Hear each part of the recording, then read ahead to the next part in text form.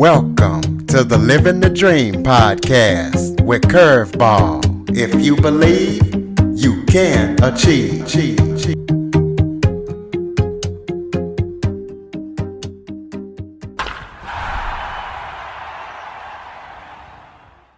Welcome to the Living the Dream with Curveball podcast, a show where I interview guests that teach, motivate, and inspire.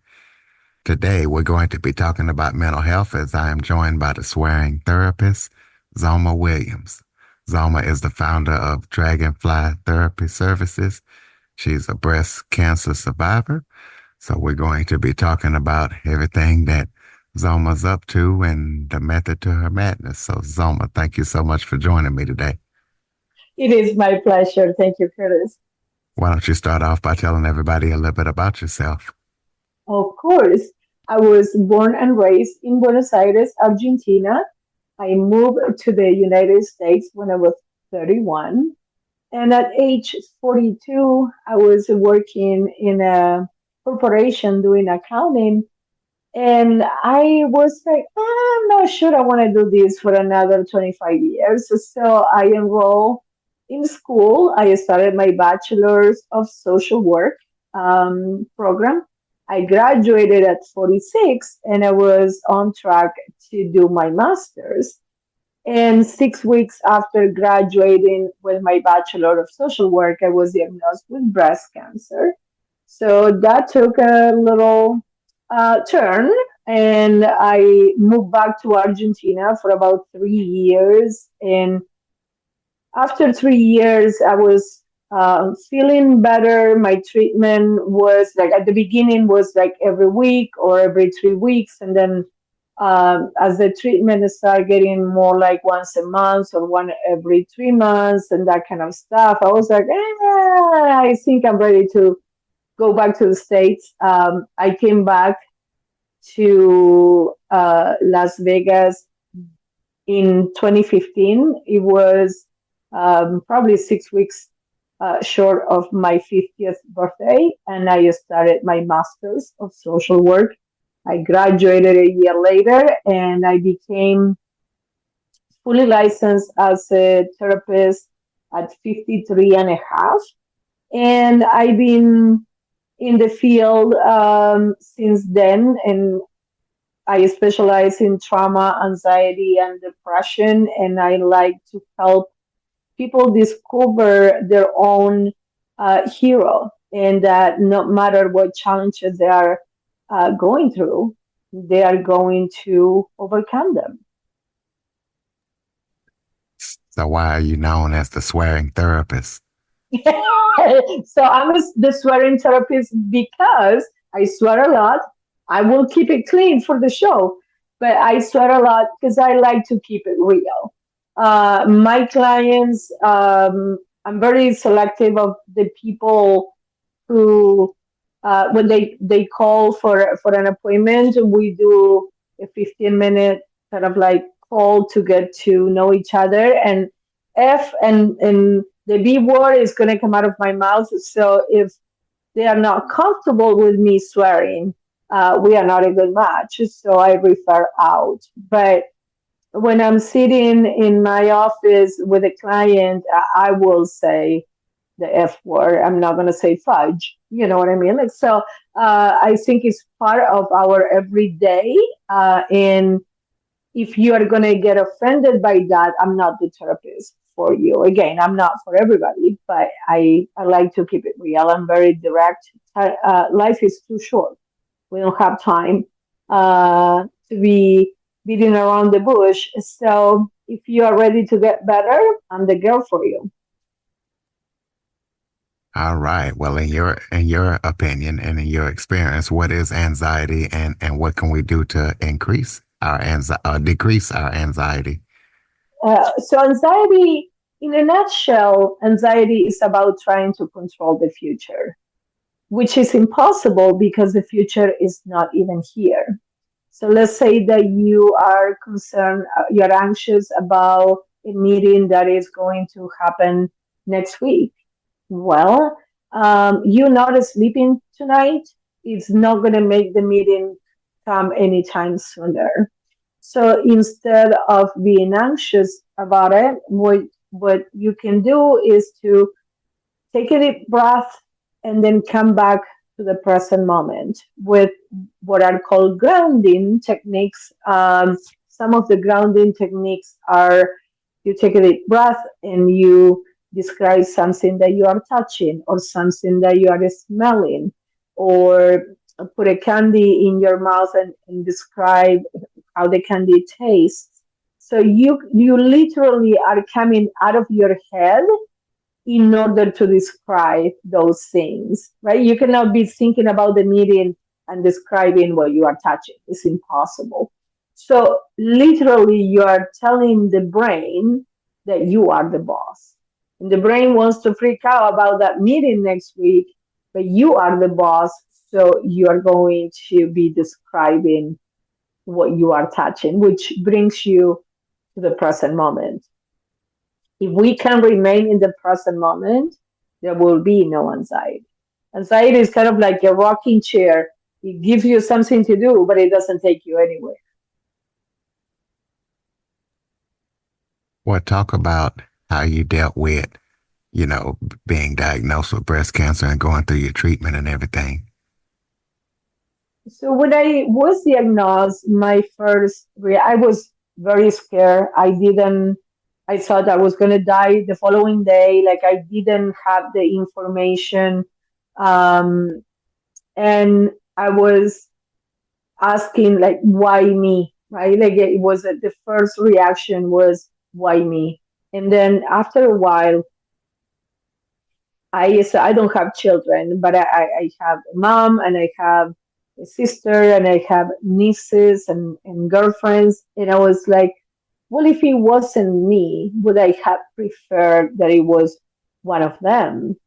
And of course, the answer is no. So I switched the question to why me to why not me, which took me out of the victim mentality.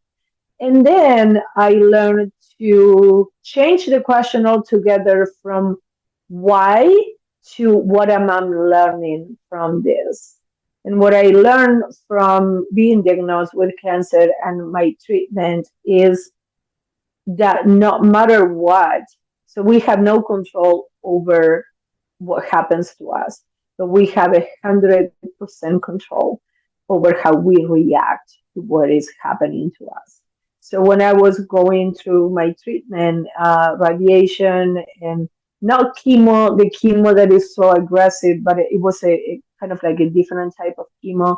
And when I was receiving the treatments, the nurses used to tell me, "We know that you are going to be okay because of your attitude," right? Like I was like, I had a lot of energy going in, and I was embracing the process instead of resisting and wasting my energy resisting it. So I'm happy to say so I have celebrated 12 years of being cancer free. And although I continue to have different challenges, it is how we perceive what we can do about those challenges that makes all the difference. I like to refer to my journey with cancer as I had cancer, cancer didn't have me. Meaning that was a challenge in how I reacted to that challenge made all the difference. How important do you feel motivation is when it comes to achieving success or being successful? A controversial opinion. This is my personal opinion. I think that motivation is overrated. You have done stuff that all your life that you have not been motivated to do, and yet it got done. So, especially those of you who have children, yeah, you cannot tell a baby like, yeah, you know what, I'm not motivated to change your diaper. You have to get up and do it, right? So a lot of times we just need to take action. Oh, I'm not motivated, but you have been doing the stuff all your life you were not motivated to do, and yet it got done. So it's more about how bad do you want that thing that you say that you want. When I After my diagnosis, when I went for my master's, I was like, you know what? I was more appreciative of being able to take those classes because 3 years prior I couldn't. So don't tell me that, oh, I'm too old or I'm too busy, or I was I was 50 and I did it. English is not my first language, and I did it, right? Like, so it's more about taking action than waiting to be motivated. I always tell my clients, you just have to become Nike and just do it, right? Like, because that's what you have been doing all your life with work or with children, with things that maybe you are not that quote unquote motivated to do. For for me, motivation is not necessary. You just have to get up and do it. And by the time that you are thinking if you are motivated or not, it's already done. Do you feel like setbacks are a part of success? Absolutely. Having to take a break in my higher education due to the cancer diagnosis showed me how bad I wanted it. So it was like nobody would have say anything if I was like, oh no, I'm not. I'm giving up on being a therapist. I will continue to do accounting. But yet it showed me that I wanted it so bad that I was willing to do whatever it was that I needed to do. So cancer came to delay my graduation and achieving my dream of being a therapist, but didn't rob me of that dream. I didn't allow it um, to take that dream away from me. So it's kind of like when we are confronting challenges or um, quote unquote failures, it's like it's just not right now. It doesn't mean that it's no forever. So anytime that we are pursuing a goal and we have a setback, it's kind of like giving us the energy to realize how bad we want that. A lot of times people give up on their dreams because they don't feel like they deserve to achieve those dreams. And I always say, if you woke up today, that means that your mission on earth is not done. So you deserve to fulfill your dreams. And all those challenges or defeats, if you would, are are you can use it as a stepping stones to achieve your dreams. Let's take a quick break. Okay, everybody, it's Michael E. Cullen II. And I'm Sesame and Carta from the All Too Real 2 podcast. We're passionate about movies, TV, and pretty much all things pop culture. Dive into the chaos of failed sitcoms, direct-to-video sequels, and the quirky realms of cinema and TV. Join us every Thursday for your dose of All Too Real 2 entertainment. We'll guide you through debates like whether Howard the Duck qualifies as a superhero. Ponder if Larry the Cable Guy could be the new Rock or Schwarzenegger. Discover if some shows and movies should have stayed in the cutting room. Ever heard of a sitcom featuring that dictator with the funny mustache? Well, we watched it. We're dedicated to unraveling the peculiarities of pop culture, sometimes with awesome guests. So, if you're into the eccentric world of pop culture, Listen and subscribe to All Too Real 2 available wherever you find podcasts. and on Age of Radio.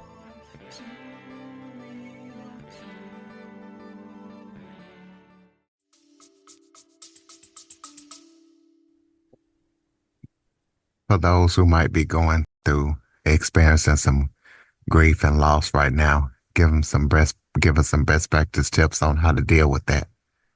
Absolutely. Grief is love that has nowhere to go.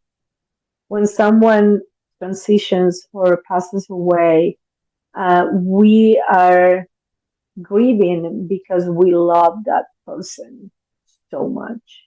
So if you didn't care about that person, okay, you just continue your life. But all this love has nowhere to go. So one way that I like to honor the people who had passed away is so let's say that a significant person in your life had passed away and you are feeling guilty because you didn't tell that person enough how much you love her or you love him. So if you take that as a lesson and you start telling the people who are alive and in your life how much you love them, right? Like, so don't waste any time for the rest of the people that are with you. If there is a birthday or an anniversary who is significant for you. Recently was my mom's birthday. She passed away in 2013, and what I did to honor her was I bought flowers, the flowers that she likes, and I gave it to my friend.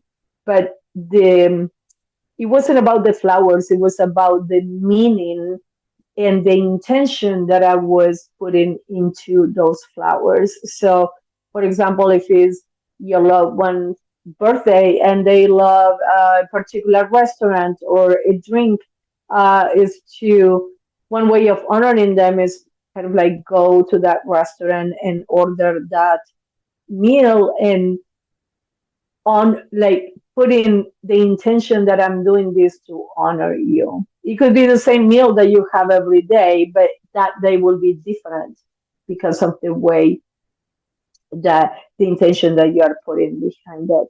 So when we are experiencing grief, it's about I invite people to reflect on how can they use the time that they have now with the other people who are alive and kind of like learn from that experience and use that time wisely. We cannot go back and resuscitate that person, but we can take that as an example of how to take advantage of the time that I have with you while I have you here. What are some of the ways we can identify and challenge negative thoughts? So let's say that you made a mistake at work and you're thinking like, oh my God, I'm a failure, right? Like I'm not good. I cannot do this job. I'm going to get fired. All those are negative thoughts. So what we're going to do is identify that negative thought. In this case, I'm a failure. And we are going to cross-examine that thought. So we put it on trial and we are going to be asking some questions. First question is there evidence to support this thought? Well, yes, I made a mistake. I probably going to get fired. I cannot do my job. I am a failure. So next question is there evidence contrary to this thought? So it's like, well, I made that mistake, but really, I'm really good at other parts of the job, and I'm detail oriented, and I showed up on time, and I have integrity, and I have a high work ethic, and I'm going to learn from this mistake and not do it again. So the next question is, am I attempting to analyze this without all the evidence, which has been proven by the two prior questions. Then the next question is, how would a friend or a loved one, what would a friend or a loved one think about this situation? Which most likely will be something around the lines of like, okay, well, you made a mistake, but you learn from it and you're going to do better next time. That doesn't mean that you're a failure. And then the next question is, will this matter in a month from now, in a year from now, in 5 years from now? So the idea of the exercise is that by the end of all the questions, that thought is not going to stand because it's not true. So when you say, I'm a failure because you made a mistake, that's not true. It's like you do a lot of things correctly. So that kind of like doesn't fit into that picture of I'm a failure. So you can use those questions to any negative sense. For example, like I'm not lovable. Nobody loves. Well, do your children love you? Does your mom love you? Well, she's my mom. Yeah, well, I know a lot of moms who mistreat their children, right? Like, so, I mean, simply because it's your mom, it doesn't mean that it's going to be invalidated. So we put the thought on track. We need to identify what the thought is. In this case, I'm a failure. I'm not lovable. Whatever it might be. And then we ask those questions. And if we answer them truthfully, at the end of the questionnaire, at the end of the cross-examining, the thought cannot stand because it's not true. Tell us about any upcoming projects that you're working on that people need to know about. I launched my Instagram page, The Sweating Therapist, not too long ago. So one of my projects is to build that up and continuing to be a guest on podcasts. And I'm working on a book, so hopefully that will see the light sometime soon. Okay, well, so everybody can keep up with everything that you're up to, throw out your contact info. My website is dragonflytherapyservices.net.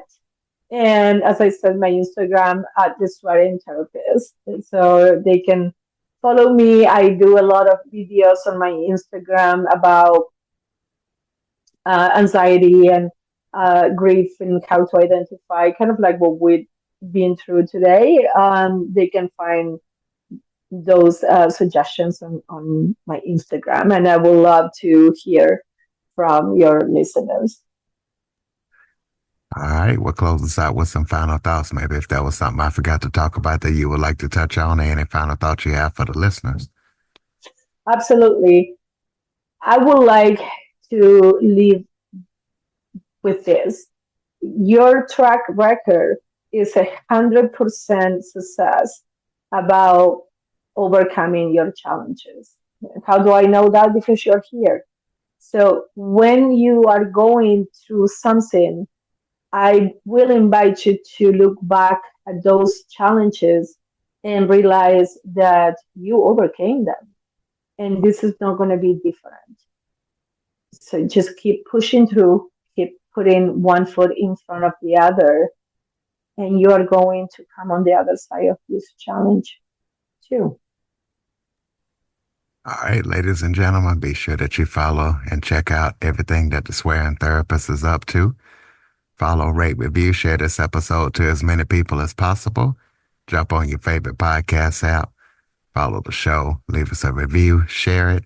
Any guest or suggestion topics, Curtis Jackson 1978 at att.net is the place to send them.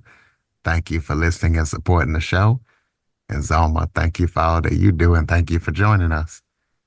It is my pleasure. Thank you for having me.